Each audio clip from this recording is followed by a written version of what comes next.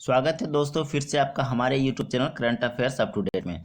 दोस्तों इस वीडियो में हम 50 इंपॉर्टेंट जीके जीएस लेकर के आए हैं जिसमें आपका बायो से भी क्वेश्चन है, फिजिक्स भी है, केमिस्ट्री भी है और आपका जीके जीएस में आपका हिस्ट्री, ज्योग्राफी ये सब भी है। दोस्तों समय आपके पास बहुत कम बचा हुआ है, इसलिए आप वीडियो को शुरू से अंत तक जरूर देखिएगा। इसमें सभी क्वेश्चन बहुत ही इंपॉर्टेंट है। चलिए वीडियो को शुरू करते हैं। पहला प्रश्न को देखते हैं। आप जल्दी से वीडियो को थोड़ा लाइक कर दीजिए।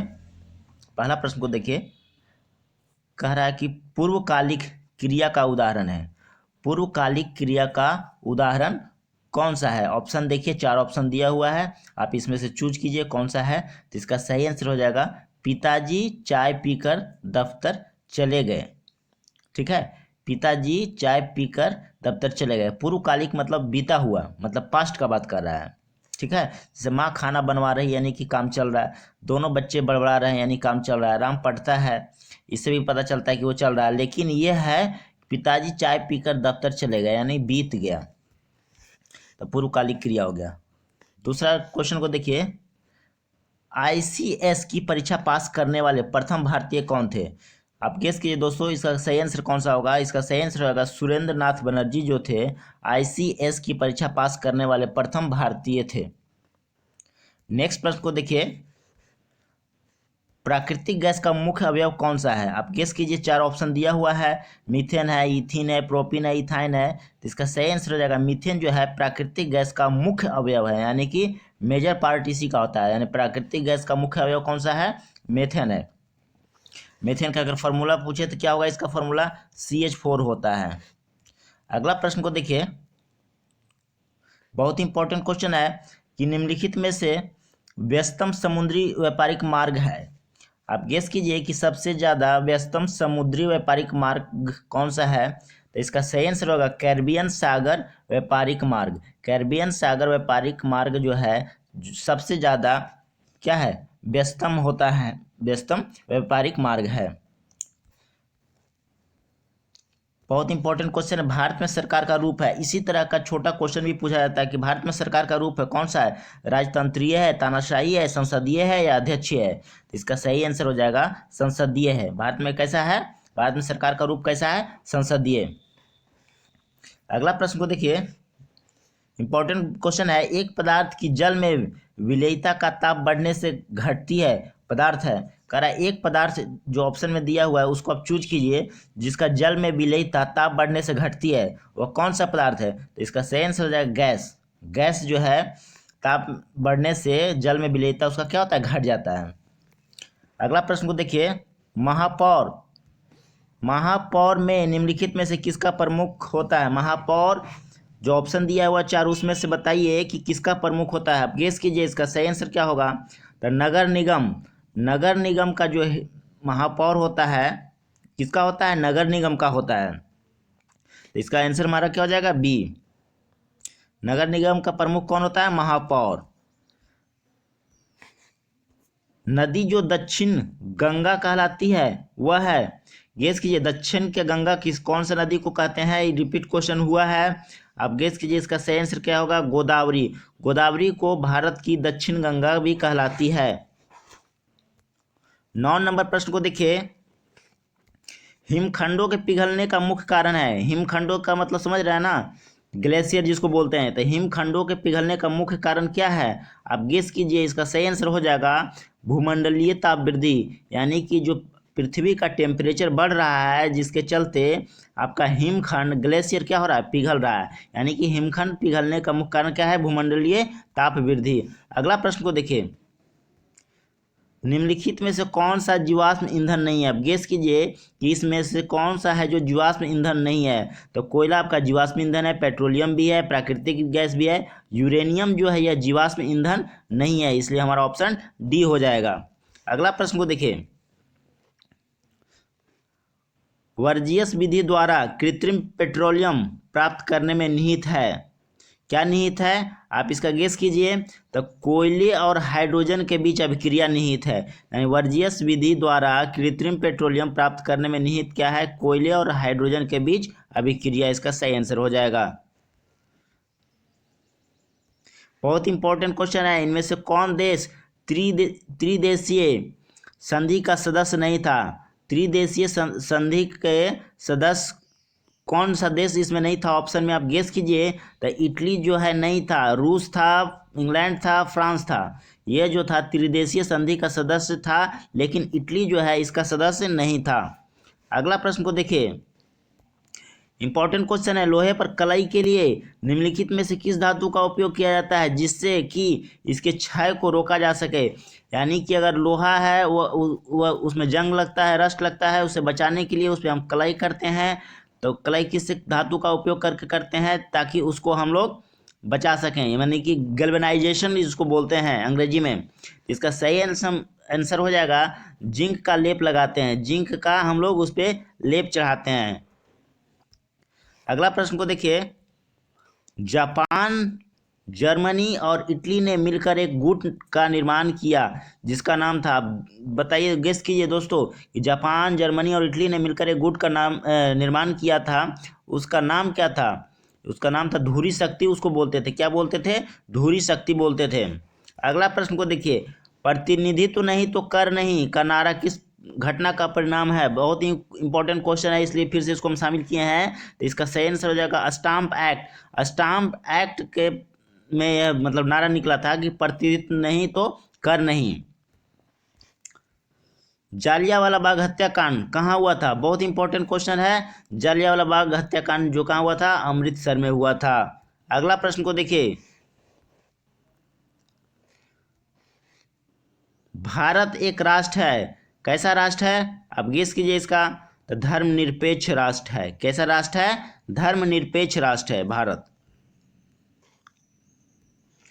भारत में दल विहीन जनतंत्र, भारत में दल विहीन जनतंत्र की परिकल्पना किसने प्रस्तावित की थी? किसने प्रस्तावित की थी? आप गेस कीजिए इसको दोस्तों। इसका सही आंसर हो जाएगा जयप्रकाश नारायण। जयप्रकाश नारायण ने भारत में दल विहीन जनतंत्र की परिकल्पना की थी, परिकल्पना प्रस्तावित की थी।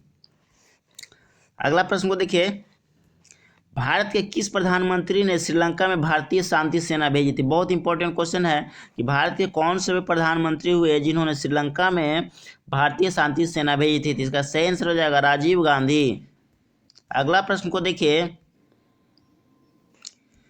अभी 4 ऑप्शन दिया है, इसमें से आप छाटिए कि राष्ट्रीय राजनीतिक दल कौन है। इसमें राष्ट्रीय राजनीतिक दल कौन है? आप गेस कीजिए। इसका सही आंसर हो जाएगा बहुजन समाज पार्टी जो है राष्ट्रीय राजनीतिक दल है। बाकी जो 3 ठो दिया हुआ है, नेशनल कॉन्फ्रेंस, तेलुगु देशम और अकाली दल, ये सब जो है राष्ट्रीय राजनीतिक दल नहीं है। अगला प्रश्न को देखिए, लोकतंत्र जनता के लिए एवं जनता के द्वारा किसने कहा था?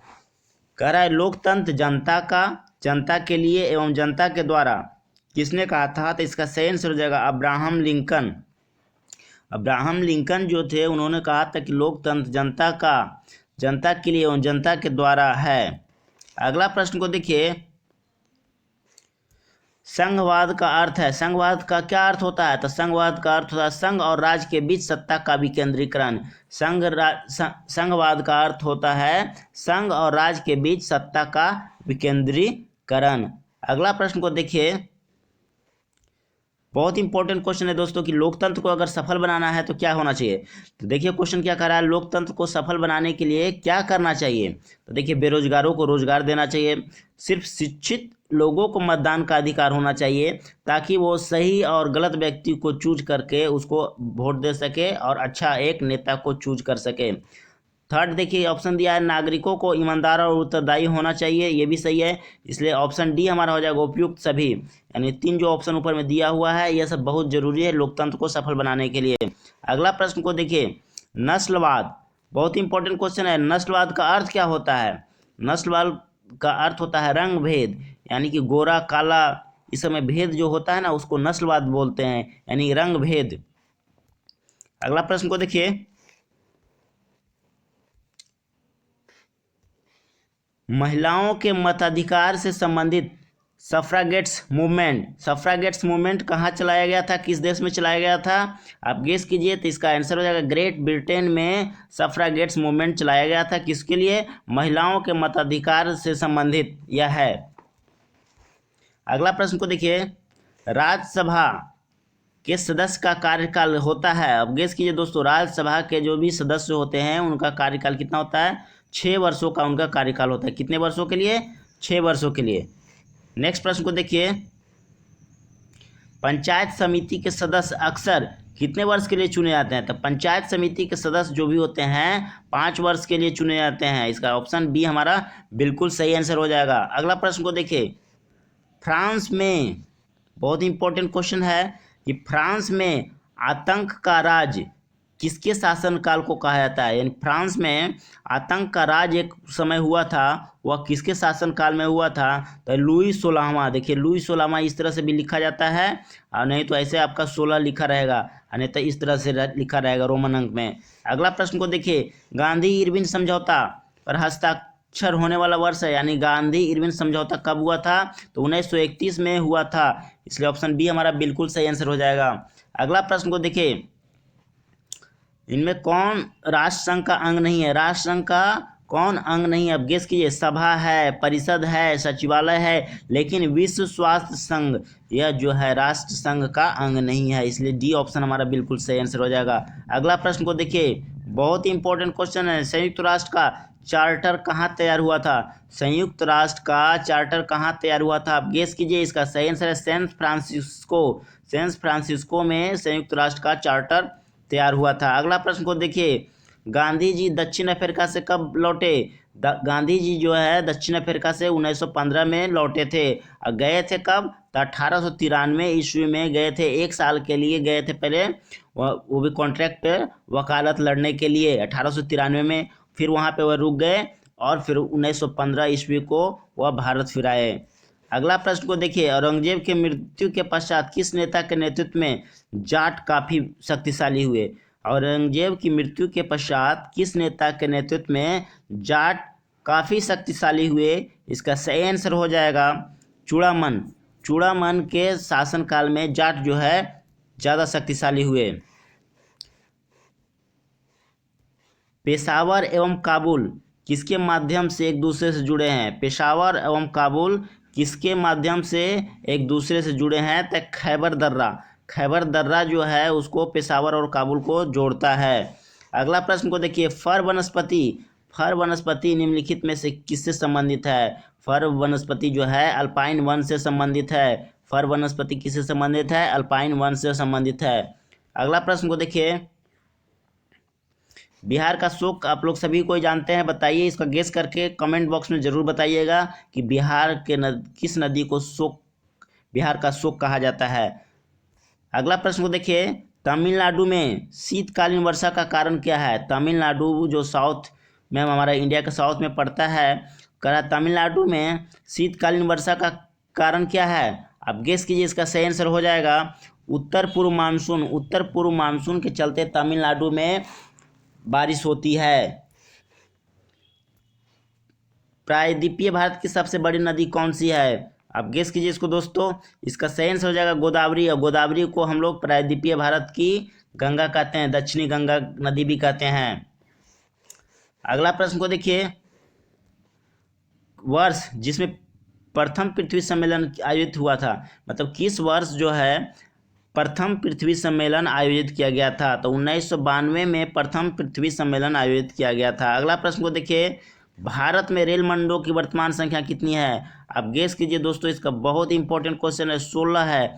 भारत में रेल मंडलों की वर्तमान कितनी संख्या है? तो 16 है। अगला प्रश्न को देखिए, राउरकेला लौह एवं इस्पात संयंत्र किस राज्य में अवस्थित है? तो ये तो उड़ीसा में अवस्थित है। अगर पूछे राउरकेला लौह एवं इस्पात संयंत्र किसके द्वारा सहयोग से बना था, तो इसका सही आंसर हो जाएगा जर्मनी के सहयोग से बना था। अगला प्रश्न को देखिए, भारतीय राज्य जिससे होकर कर्क रेखा नहीं गुजरती है, आप गेस कीजिए। बिहार वह राज्य है जहाँ से कर्क रेखा होकर के नहीं गुजरती है। झारखंड से जाती है, त्रिपुरा से जाती है और मिजोरम से भी जाती है, लेकिन बिहार से होकर के नहीं गुजरती है।